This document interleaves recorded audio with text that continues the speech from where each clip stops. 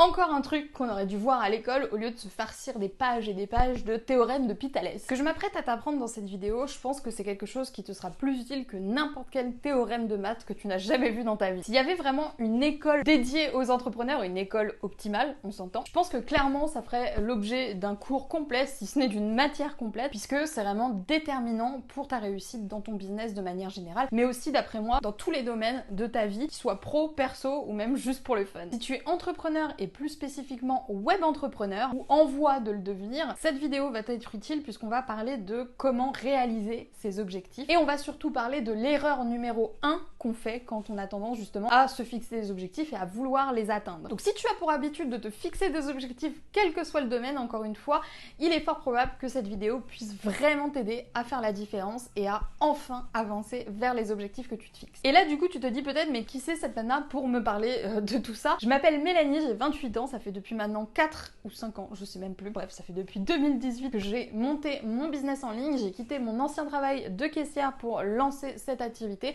et j'en vis du coup depuis 2018. J'explique du coup à travers mon blog et à travers cette chaîne YouTube à tous les web entrepreneurs qui ont envie de devenir web entrepreneurs ou qui le sont déjà depuis plusieurs années, comment mettre en place des systèmes pour générer un maximum de revenus passifs en passant le moins de temps que possible à travailler, parce que ma philosophie de la vie c'est que on n'est pas venu ici pour souffrir et surtout on n'est pas né sur terre juste pour travailler toute sa vie. Pour moi le travail c'est vraiment quelque chose qui va venir m'aider à construire ce que j'ai envie dans mon quotidien, mais ça va vraiment pas être le centre et j'essaye vraiment de faire en sorte que ce soit le cas pour mon business, qui n'est pas toujours facile quand on est justement à la tête d'un business en ligne et que on est seul à avoir toutes les responsabilités qui en découlent quoi. Mon business repose sur la vente de formations en ligne dédiées justement aux entrepreneurs qui ont envie de mieux s'organiser et de générer plus de revenus.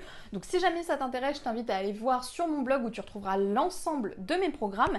Et cette semaine, j'ai fait une promotion sur un programme en particulier qui est la formation Queen's Desk. Donc la formation Queen's Desk, c'est une formation où je partage avec toi tout mon espace sur l'application gratuite Notion que tu connais peut-être déjà, qui est une application gratuite pour la gestion de notes. En fait, je me sers de cet outil pour organiser l'ensemble de mon business, de la chaîne YouTube au blog, aux créations de produits et à tout ce qui va avec. Donc si jamais ça t'intéresse de savoir comment je m'y prends, quels sont mes workflows, quels sont mes process justement pour gérer mon business depuis Notion, je t'invite à profiter de cette promo sur la formation Queen's Desk qui s'arrêtera du coup d'ici la fin de la semaine. Donc ne tarde pas trop si jamais c'est une formation qui te fait de l'œil. Pour en revenir au sujet du jour, tout a commencé en fait un jour classique où j'étais en train de scroller sur YouTube. Je trouve pas forcément beaucoup de choses qui me plaisent en ce moment sur YouTube. Alors je passe beaucoup de temps sur l'onglet Explorer qui propose plein de nouveaux contenus, plein de personnes que je suis pas forcément mais qui peuvent faire justement des vidéos qui peuvent m'intéresser. Et je suis tombée complètement par hasard sur une miniature qui disait 7 systems not goals. Ça fait un moment que j'ai pas tourné de vidéo, mais comme vous avez pu le constater, mon accent anglais ne s'est vraiment pas amélioré. Cette vidéo, honnêtement, je ne l'ai pas regardée, mais j'ai trouvé cette idée intéressante. 7 systems not goals. Mets en place des systèmes, pas des objectifs. Ça a ouvert toute une réflexion chez moi où je me suis dit, et si c'était plus intéressant justement de travailler quelque part sur le système que je mets en place pour atteindre mes objectifs plutôt que sur les objectifs en tant que tels. Par exemple, au lieu de me dire « Ah, j'ai envie de publier plus sur ma chaîne YouTube », je vais mettre en place un système qui va me permettre de produire plus facilement beaucoup plus de contenu. D'ailleurs, c'est grâce un petit peu à cette idée générale que je suis en train de tourner là après un an à ne pas avoir fait une seule vidéo. Pour moi, vraiment, chacun de nos objectifs est rattaché malgré lui à un système, à un process qui se met naturellement en place. C'est-à-dire qu'il y a une liste d'étapes, un processus à suivre qui est là de toute façon et si jamais on ne l'optimise pas, ce processus, ce système ne sera pas le meilleur bien sûr. Donc l'idée ça va être d'optimiser ce système à la fois pour réduire les risques d'échec et de découragement mais aussi pour réussir vraiment à aller dans la bonne direction. En gros, si ton objectif par exemple c'est de perdre du poids, de perdre 20 kilos, eh bien il y a un système naturel qui va se mettre en place qui va plus ou moins te diriger dans une direction mais pas forcément vers la réalisation de cet objectif. C'est-à-dire que tu peux très bien te dire j'ai envie de perdre 20 kilos et ne rien mettre en place en fait dans ton quotidien pour réussir à atteindre cet objectif. De la même manière, tu peux mettre en place des choses de manière un petit peu plus bancale, mais le plus logique, le plus efficient d'après moi, ça va être de travailler sur ces systèmes qui peuvent du coup rejoindre plusieurs objectifs. C'est-à-dire dire que si tu mets en place un système pour perdre du poids qui est par exemple de mieux manger, de faire plus de sport, je dis n'importe quoi, hein, je fais pas beaucoup de régime, je pense que ça se voit. En tout cas, l'idée c'est que en ayant conscience de ce système qui se met naturellement en place, tu peux agir dessus et tu peux l'optimiser pour maximiser tes chances de réussite, et je vais t'expliquer dans cette vidéo les étapes qui me permettent de faire ça. Vous connaissez sûrement déjà cet adage, faire la même chose en espérant un résultat différent, c'est de la folie. Donc si jamais vous avez envie de casser le cercle vicieux et du coup de commencer à agir différemment pour réussir à atteindre vos objectifs beaucoup plus facilement, je vous conseille de regarder cette vidéo jusqu'à la fin. Je vais vous donner les étapes qui vont vous permettre justement d'atteindre ces objectifs et de mettre en place des systèmes cohérents. Étape numéro 1, clarifier ses objectifs. Normalement, vous êtes déjà un petit peu familier avec cette étape si jamais vous avez déjà regardé des vidéos, lu des livres ou lu des articles sur le sujet des objectifs de manière générale. Clarifier ces objectifs, c'est vraiment l'étape numéro 1 pour les atteindre. Et souvent, c'est pas forcément une étape super simple. On va avoir tendance à vous recommander d'utiliser la méthode SMART, et c'est ce que je vous recommande aussi. Donc la méthode SMART, qu'est-ce que c'est? C'est ce qui vous permet justement de définir des objectifs concrets. Pour reprendre mon exemple sur la perte de poids, un objectif qui n'est pas vraiment concret, ça va être j'ai envie de perdre du poids alors que j'ai envie de perdre 20 kilos avant Noël. Là, on est sur un objectif beaucoup plus concret. Comment on fait pour justement appliquer cette méthode SMART? Eh bien, tout simplement, il faut déjà commencer par lister ses objectifs et vérifier justement qui correspondent à voilà, c'est cette liste SMART. La liste SMART, c'est un peu une espèce de checklist qui vous permet de vérifier si vos objectifs sont assez précis, assez définis ou non, et ça peut aussi vous aider justement à les modifier pour qu'ils soient beaucoup plus clairs et beaucoup plus concrets. Donc SMART, c'est l'acronyme, je crois que c'est ça qu'on dit, l'acronyme de spécifique, mesurable, atteignable, réaliste et temporellement défini. Si vos objectifs ne correspondent pas à ces obligations, si on peut dire ça comme ça, eh bien ça veut dire que vos objectifs ne sont pas assez clairs et qu'il va falloir faire un travail pour les clarifier, pour les rendre un petit peu plus tangibles, un petit peu plus concrets et beaucoup plus réalisables bien sûr. Comme je le disais, sur le papier, la méthode SMART elle est super, c'est génial, etc. Mais parfois c'est pas aussi évident que ça de clarifier ses objectifs, et il est fort probable que bon nombre d'entre vous aient déjà quelques soucis justement à atteindre cette première étape et à réussir à le faire correctement. Dans ce cas-là, pas de panique, parce que tout ce qui va venir après, ça permet justement de pas forcément être très clair sur ses objectifs au début, en particulier si on parle de système pour un business qui va être principalement le sujet de cette vidéo. Donc cette étape, quelque part, elle est un petit peu facultative, mais elle va être très utile si jamais voilà, vous y arrivez. Mais si vous n'y arrivez pas de panique, parce que ce qui va suivre va vous permettre justement de trouver ça, peut-être pas dans le bon ordre, mais ça va le faire. Numéro 2, lier ses objectifs à un système. Comme je l'ai dit un petit peu plus tôt, chaque objectif que vous avez peut être rattaché à un système en particulier. Si par exemple mon objectif c'est de faire plus de chiffre d'affaires, je vais mettre en place un système de production, de création d'offres rentables. Un système, ça peut vraiment regrouper plusieurs objectifs. Ce qui est intéressant, c'est d'avoir d'un côté la liste des systèmes et d'un autre côté la liste des objectifs pour être sûr que les deux concordent correctement et qu'on puisse justement optimiser en tenant compte à la fois de ce qu'on veut et à la fois des systèmes dont on dépend. Donc la suite logique, ce serait de partir de la liste d'objectifs qu'on a fait à l'étape numéro 1 pour derrière voir quels sont les systèmes qu'on peut raccorder à ces objectifs. Mais comme je l'ai dit, c'est pas forcément simple pour tout le monde de clarifier et de définir comme ça, avec la méthode SMART ou non, ces objectifs.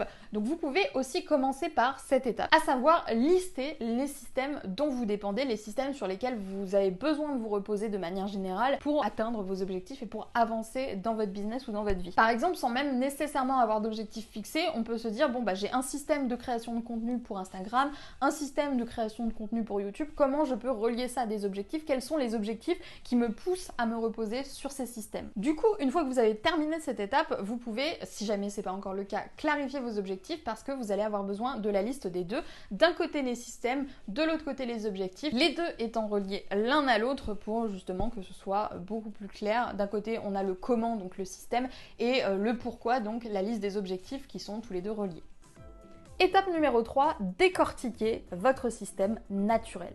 Comme je l'ai dit, les systèmes se mettent en place plus ou moins naturellement. Ici, votre objectif, ça va être de décortiquer les plus importants dans le détail. Et j'insiste bien là-dessus, dans le détail. Ça va être le moment de tout décortiquer, ne pas avoir peur d'aller dans les détails, de noter chacune des tâches, des sous-tâches, même chaque clic que vous allez effectuer en fonction des systèmes, quelles sont justement les différentes étapes, les différentes tâches qui composent ce système. Et je parle bien ici du système naturel qui se met en place, pas le système à optimiser. Ça, ce sera dans un second temps. On doit commencer par le système naturel pour voir justement comment on peut optimiser. Vous pouvez vous servir de n'importe quel outil pour ça. Ça peut être une feuille de papier, ça peut être un logiciel pour faire des mind maps, ça peut être pourquoi pas Notion dont je vous parle dans la formation Queen's Desk et où je vous apprends justement à utiliser Notion pour votre business et pour mettre en place des systèmes. Donc encore une fois, si ça vous intéresse, c'est dans la barre de description. Prenez bien le temps d'exécuter cette étape parce que c'est vraiment là qu'on va avoir tous les éléments entre les mains pour optimiser les systèmes ensuite.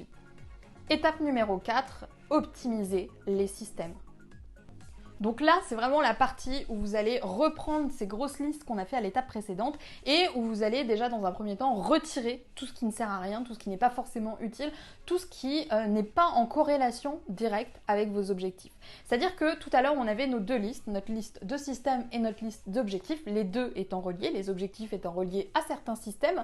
Vous allez justement en travaillant sur les systèmes, admettons par exemple le système A est relié aux objectifs 1 et 2, et bien quand vous allez venir retirer un maximum d'étapes pour commencer dans ce système-là, vous allez sans arrêt garder un œil sur vos objectifs concrets, ceux que vous avez définis juste avant, parce que c'est ce qui va vous permettre de savoir qu'est-ce que vous pouvez retirer, qu'est-ce que vous pouvez rajouter pour aller toujours dans la direction de vos objectifs.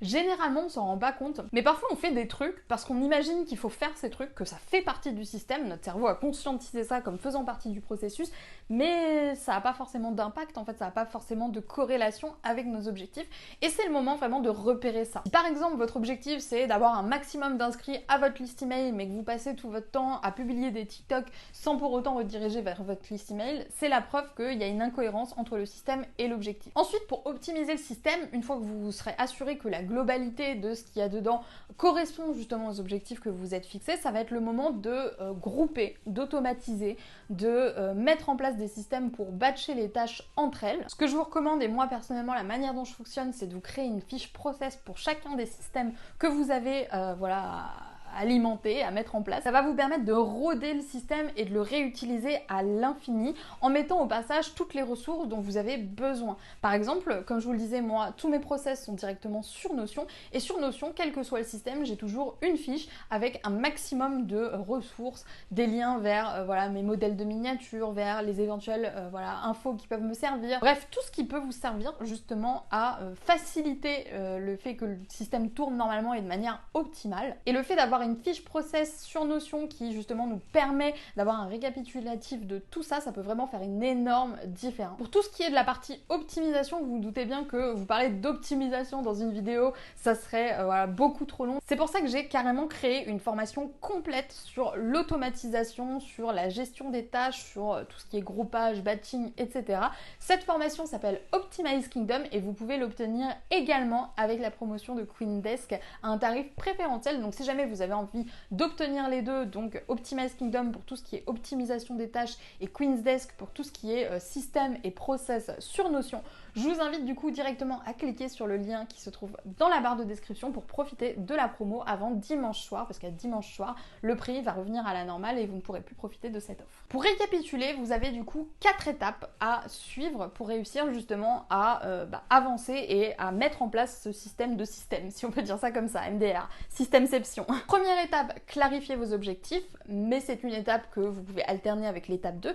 Étape 2 qui va être du coup de lister ces process. Les process et les objectifs, bien sûr, sont reliés entre eux malgré tout. Il y a toujours un système naturel qui va venir se mettre en place et ce sera notre étape 3 que de décortiquer ce système naturel en notant toutes les étapes qui viennent le composer. Tout ce qui a une influence, par exemple si vous avez un système de gestion de contenu, de création de contenu, vous allez lister toutes les petites étapes que vous avez à faire, que ce soit sur une mind map, sur un papier, sur Notion ou peu importe, il faut vraiment tout détailler. Et enfin, étape 4, vous optimisez le système. Il est à noter bien sûr que cette étape 4, c'est pas forcément la même pour tout le monde. Ça va pas forcément être une fois vous optimisez et après hop terminé, basta, ciao ciao. Parfois c'est un processus qui peut prendre du temps, qui demande plusieurs itérations. Peut-être que vous avez besoin de tester les systèmes afin de voir aussi ce qui en théorie peut parfois paraître génial, dans la réalité parfois c'est pas forcément réalisable, donc il faut les tester ces process avant vraiment d'avoir quelque chose de définitif. Et je pense même qu'on n'a pas forcément, qu'il n'y a jamais vraiment quelque chose de définitif. Moi-même avec mes process, il y a plein de fois où j'ai trouvé qu'ils étaient super optimisés, etc. et que je pouvais pas faire mieux. Et par la suite, on évolue et il y a de nouveaux projets qui arrivent et du coup il faut un petit peu réorganiser tout ça. Donc pour moi c'est un travail un petit peu de longue haleine. C'est pour ça qu'au début de la vidéo je disais que ça pouvait limite être une matière complète, la gestion des objectifs et des process. Mais si vous réussissez à faire ça, vous verrez que réaliser vos objectifs, c'est non seulement beaucoup moins douloureux, beaucoup plus facile et aussi beaucoup plus naturel de le faire en adoptant cette idée de mettre en place des process plutôt que de se fixer des objectifs. C'est vraiment grâce à cette philosophie que je suis en train de tourner là, parce que comme je le disais un petit peu plus tôt, ça fait depuis un bon moment que j'ai pas tourné de vidéo, donc j'espère que je sais toujours comment faire. C'est un peu fastidieux, je vais pas vous mentir, mais j'espère en tout cas que la vidéo vous aura plu. Dites-moi dans les commentaires ce que vous pensez justement de cette idée de fixer des systèmes. Est-ce que c'est quelque chose que vous faisiez naturellement? Est-ce que c'est quelque chose dont vous aviez conscience?